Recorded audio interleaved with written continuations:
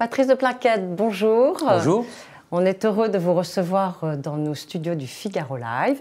Journaliste, ancien directeur du Figaro Magazine. De la rédaction. De la rédaction du Figaro Magazine. Écrivain, vous publiez chez Salvatore « Cato, ne devenons pas une secte ». Vous vous présentez comme issu d'un milieu catholique modéré. Vous dites que vous avez bazardé votre religion en mai 68 pour finalement y revenir en 85. Dans les années 85, lors de sessions organisées à Paray-le-Monial par la communauté de l'Emmanuel. Alors Patrick de Plaquette, pourquoi avoir voulu lancer cet appel ? Parce que mon livre se compose de 3 chapitres. Le premier et le troisième sont constructifs. Dans le premier, je raconte en gros mon itinéraire, ma conversion, pourquoi j'ai passé 15 ans dans un athéisme résolu, anti-chrétien d'ailleurs au début, oui, vous le dites, après 68. Et je raconte ce que j'ai découvert dans cette église qui reverdissait sous Jean-Paul II. Le renouveau catholique. Voilà, non mais c'est l'effet Jean-Paul II surtout. Jean-Paul II. Et la découverte de la foi, parce que j'avais reçu, comme vous l'avez dit, une éducation chrétienne très conventionnelle, et comme les 3/4 de ma génération après 68, nous avons bazardé tout ça. Oui, oui. Et j'ai eu l'impression de découvrir ce qu'était réellement le christianisme sous Jean-Paul II à partir des années 85-86. Ça, c'est le premier chapitre. Le troisième, je raconte alors l'effet François, le successeur. Nous allons en parler voilà. du pape Mais François. au milieu, le chapitre 2, et là je réponds à votre question, voilà. Le chapitre 2, c'est ce qui me choque un peu, m'inquiète un peu, dans l'attitude d'une certaine frange du catholicisme français. Le sondage BVA l'évaluait à 17%, 12-17% selon les milieux politiques, qui se dit très catholique, mais qui refuse de marcher avec le pape François, et avec, il faut bien le dire, avec la plupart des évêques français. Alors pourquoi ce décalage ? C'est la raison du chapitre 2. J'analyse, j'étudie, j'essaye de comprendre. Alors vous dites qu'il y a 2, voire 3 sujets qui reviennent souvent, l'économie, l'écologie, l'identitaire. Et vous dites que là-dessus, certains catholiques sont extrêmement durs vis-à-vis de ces sujets, qu'ils ne veulent pas entendre le message de fond du pape. Pour l'instant, le pape François, enfin de l'Église. C'est ça ce que vous reprochez ?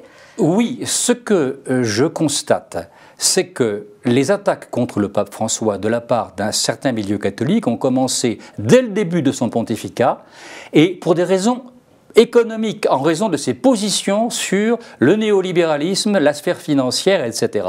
Et c'était des attaques très violentes. Elles n'ont pas très bien pris auprès du grand public catholique, et les attaques se sont déplacées au bout d'un an et demi, sur le terrain de la morale, de la religion, de la théologie. On s'est mis à accuser le pape de naufrager le catholicisme. À mon avis, c'est tout le contraire. Il ne naufrage pas du tout. Alors pourquoi ? Dites-le. Pourquoi on l'attaque ou pourquoi il ne naufrage pas du tout ? Pourquoi il ne naufrage pas ? Il ne naufrage pas du tout parce que le pape est l'étape nouvelle d'une démarche qui a commencé avec le Concile Vatican II, très en avance sur ce qui allait arriver ensuite. Qui, selon beaucoup d'intellectuels aujourd'hui, Vatican II aurait sabordé un peu, ou enfin aurait contribué à la baisse de la religion catholique. Alors, totale erreur de perspective, de la part d'intellectuels conservateurs, parce que c'est le nouveau mot à la mode, non-croyants, ils ont tout à fait le droit de le penser et de ne pas être très bien informés. Certains sont catholiques. Oui, mais de la part, j'allais le dire, de ceux qui se disent catholiques, là ça va beaucoup moins, parce que ça démontre qu'ils n'ont pas lu le Concile Vatican II, qu'ils ne savent pas du tout ce que Vatican II a voulu, a voté, et aurait mis en œuvre, en tout cas en Europe occidentale, parce qu'il l'a mis en œuvre ailleurs, en Afrique, en Asie, etc., mais en France, s'il n'y avait pas eu la déferlante de 68, qui est venue tout brouiller, y compris dans l'Église. Alors, on va revenir sur le pape François. Donc, effectivement, il y a un sondage l'a confirmé l'autre jour dans le Figaro. Il plaît beaucoup aux non-croyants et aux croyants occasionnels, mais sur les catholiques pratiquants réguliers, il plaît un petit peu moins, on va le dire comme ça.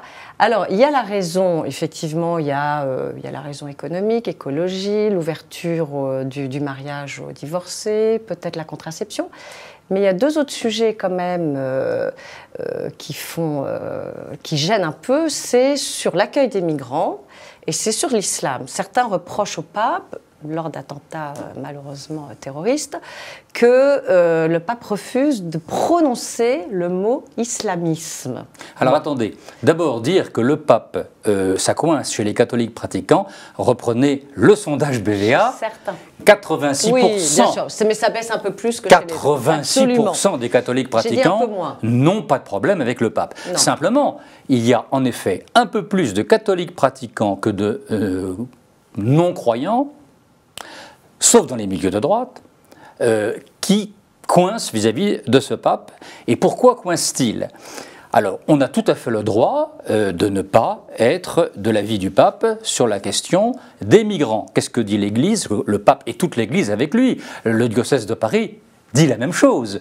Il dit c'est aux États de réguler les flux migratoires, c'est leur devoir, leur droit et leur devoir, mais c'est aux chrétiens de traiter la personne de l'immigré comme son prochain, c'est-à-dire comme une personne humaine. C'est le message fondamental du catholicisme. Et non pas de le zapper, de dire je ne veux pas considérer la personne de l'immigré, je ne veux penser qu'à l'abstraction de l'immigration. Et alors pourquoi l'immigration ? Alors le grand prétexte qui est de dire parce que islamisme. Alors d'abord, tous les immigrants sont loin d'être musulmans. Les immigrants d'Afrique occidentale sont très fréquemment des chrétiens. Et d'ailleurs, on le voit dans nos paroisses. On le voit dans nos paroisses. Il n'y a pas les Noirs dans nos paroisses ne sont pas seulement les Antillais, ce sont de plus en plus des Africains. C'est important, y compris d'ailleurs certains prêtres, mais c'est un autre problème. Donc, traiter l'immigré comme une personne humaine, c'est le devoir du chrétien, et il est tout à fait anormal que des chrétiens disent non, je ne veux pas. Ça, c'est pas possible. Parce que c'est tourner le dos à l'Évangile, et de la part d'un chrétien, c'est embêtant. Alors il y a quand même une chose, c'est le pape, par son angélisme, on va dire, peut-être, ne risque-t-il pas de nourrir ce populisme qui existe en Europe, ça, que vous l'acceptiez ou non, il existe, et on l'a vu lors des élections italiennes, donc le pays du pape. Vous savez, je n'ai pas à l'accepter ou pas, la réalité est la même pour tout le monde. La réalité est la même pour vous. Donc, y a-t-il pas un risque là ? Parce que l'Europe a quand même, le populisme monte actuellement. Alors, si on accuse le pape d'angélisme, ça veut dire qu'on considère l'Évangile comme une utopie. On a le droit de considérer l'Évangile comme une utopie si l'on n'est pas chrétien. Mais si l'on est chrétien, on ne peut pas considérer l'Évangile comme une utopie. Et la position du pape, c'est celle que j'ai indiquée à l'instant même, c'est ni plus ni moins que d'appliquer l'Évangile à tout le monde, y compris l'immigré. Mais alors comment concilier l'utopie et cette réalité qui est la montée du populisme partout en Europe ? Eh bien, en cessant de croire que le pape gouverne l'Europe. Le pape est l'organe de régulation, le pape est provisoirement, le temps qu'il est là, après ça il y en aura un autre, est l'organe de régulation du catholicisme mondial. Ce n'est pas l'aumônier de la droite européenne, déjà, au départ. Premier point, il faut le savoir. Deuxième point, je ne vois pas du tout pourquoi on fait porter sur le pape la critique qui devrait porter sur les gouvernements européens. Si on estime que la question migratoire est mal régulée, c'est au gouvernement de s'en expliquer. Pourquoi s'en prend-on au pape et non pas au gouvernement ? Et le refus du pape à nommer l'islamisme dans les cas d'attentats terroristes ? Mais le pape n'a pas besoin de nommer ce qui est évident pour tout le monde. Quand le pape a envoyé un message d'une chaleur humaine extrême pour la mort héroïque du lieutenant-colonel Beltrame, il n'avait pas besoin de dire que son assassin était un islamiste. Tout le monde le savait. Mais quand Jean-Paul II s'est fait tirer dessus, il a expliqué que ça avait été commandité par les pays de l'Est. Il a donné un nom. Mais les pays de l'Est, ça n'est pas une question religieuse. Jean-Paul II n'a pas dit « mon assassin était un musulman ». Et je vous ferai remarquer que Jean-Paul II a embrassé le Coran en public à plusieurs reprises, que Jean-Paul II a prié dans une mosquée, que Benoît XVI a prié dans une mosquée. Et bon, de nombreux papes l'ont fait, et à l'époque d'ailleurs, les intégristes catholiques hurlaient contre Jean-Paul II, hurlaient contre Benoît XVI. Aujourd'hui, ils viennent nous dire « ah, du temps de Benoît XVI ». Évidemment, c'était mieux avant, bien sûr.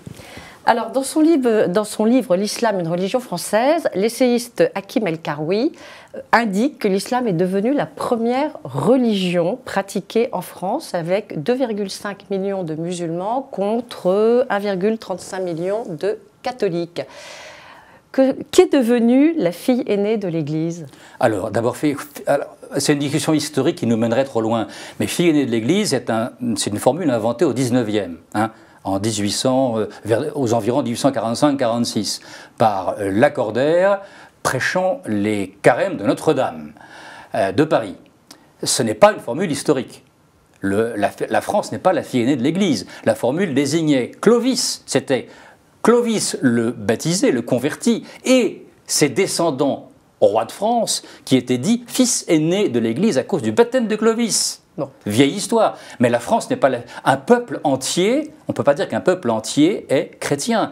Ce sont des individus qui sont chrétiens, ce sont des personnes. C'est pour ça que vous refusez les racines chrétiennes de l'Europe? Je ne les refuse pas. Non, mais vous dites que vous n'aimez pas l'expression. Non, je dis que je n'aime pas l'expression racine, parce qu'elle n'est pas historique. Un peuple n'est pas un arbre. Un peuple n'a pas des racines, il n'est pas programmé pour... Un peuple a une histoire. Ah oui, bien sûr, un peuple a des sources. Oui. Et les sources sont multiples. Et les sources convergent pour faire un fleuve. Le fleuve s'écoule dans une direction, comme l'histoire qui s'écoule dans une direction. On peut reconnaître que la France et l'Europe sont quand même marquées du sceau de la chrétienté. Les sources chrétiennes sont déterminantes dans l'histoire européenne. Elles sont très importantes, mais tous les papes le disent. Tous les papes, le pape François le dit autant que ses prédécesseurs. Simplement, il dit, et je suis entièrement d'accord avec lui, à partir du moment où 95% des Français vivants ignorent le contenu même de la foi chrétienne, ça sert à quoi dire que la France est chrétienne? Les noms de lieux le sont, les cathédrales le sont, les calvaires sur le long de nos chemins le sont, mais les Français ne le sont pas.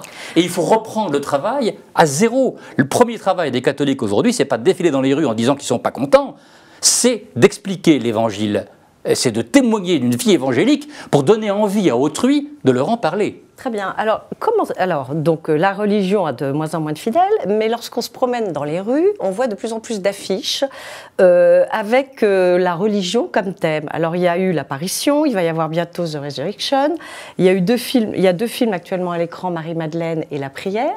Comment expliquer cet engouement pour ce qu'on appelle la rédemption, la grâce, le pardon? Probablement par un vide, un manque, un besoin dans l'inconscient, je dirais pas collectif, mais dans l'inconscient de notre époque, parce que le spirituel a été chassé de la scène, mais par le système économique, tout simplement. Le consumérisme rabat l'homme sur une espèce de volonté de vouloir, et il rabat la volonté de vouloir sur une volonté d'acheter. Donc, n'a plus droit de citer que ce qui est marchandise. Or, le spirituel n'est pas une marchandise. Ça ne se vend pas, alors ça ne s'achète pas. Ce ras-le-bol de l'hyperconsommation, pour vous, vous permet d'être optimiste sur un regain éventuel de... Je vois que toutes les conversions de jeunes adultes qui se passent, il y aura 4000 baptêmes d'adultes le samedi saint en France, dont plusieurs centaines, fête pascale, oui. Dont plusieurs centaines dans Paris. Et les jeunes qui découvrent la foi chrétienne et qui se convertissent, qui demandent le baptême, c'est en grande partie leur point de départ, c'est un rejet de la platitude de la société consumériste.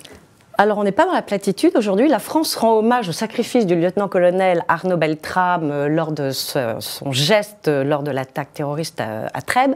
Sa femme Marielle a insisté sur son geste à la fois d'un gendarme et d'un chrétien, et elle a insisté sur le fait que les funérailles se passaient en plein milieu de la Semaine Sainte. Est-ce que le geste de don et d'abnégation de ce gendarme vient illustrer le message de Pâques? On ne peut parler d'une chose pareille. D'abord, il faut tirer son chapeau et faire une minute de silence, mais ce n'est pas le but de l'émission. On ne peut parler d'une chose pareille qu'avec réserve et prudence et respect, parce que c'est le mystère de l'être humain. Maintenant, on le sait parce que le prêtre qui le suivait l'a dit, que le lieutenant-colonel Beltrame avait vécu une conversion chrétienne en 2008 et qu'il allait épouser chrétiennement sa femme avec laquelle il était marié civilement. En juin, je crois. Oui, très bientôt. Le fait est que rien dans le règlement de la gendarmerie ne prescrit à un officier sur le terrain d'aller offrir sa vie en échange pour sauver la vie d'un otage. Ça venait donc dans l'âme du lieutenant-colonel Beltrame, ça venait de beaucoup plus profond que l'obéissance militaire, ou que le devoir de service, ou que... Il a servi la France, en effet, en le faisant, mais il l'a servi en y apportant infiniment plus, qui est une motivation qu'un chrétien ne peut pas s'empêcher de trouver christique. Christique, parce que donner sa vie pour autrui, oui, en effet, c'est le Christ. Et tout porte à croire que ce n'est pas étranger à l'acte suprême que cet officier a posé en allant sauver la caissière, en s'exposant lui-même, car de toute évidence, l'assassin voulait, comme il disait lui-même, tuer de l'uniforme. Donc en venant en uniforme et désarmé, Beltrame savait qu'il avait 98 chances sur 100 d'y laisser sa vie.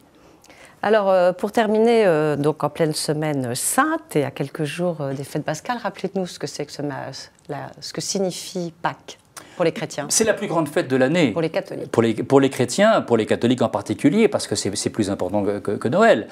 Pâques, c'est le mystère fondamental de la foi chrétienne. C'est que le Fils de Dieu, la seconde personne de la Sainte Trinité, incarné dans l'histoire, dans un peuple précis, charnel, à un moment de l'histoire, déjà l'incarnation, Noël, le début de tout, meurt, sacrifié par la société, parce que ce qu'il dit, la société le refuse. Il meurt, il prend sur lui les péchés de l'humanité, non seulement de ceux qui le tuent, mais de l'humanité entière à travers l'histoire, et l'amour de son Père le ressuscite. Il est plus fort que la mort. Il réapparaît vivant, mais vivant autrement, transfiguré, et cette résurrection est la promesse pour l'humanité entière de la même chose à la fin des temps. C'est ça la foi chrétienne. Écoutez, merci pour ce message plein d'espoir. Merci beaucoup. Au revoir, Patrice de Plainquette. Au revoir.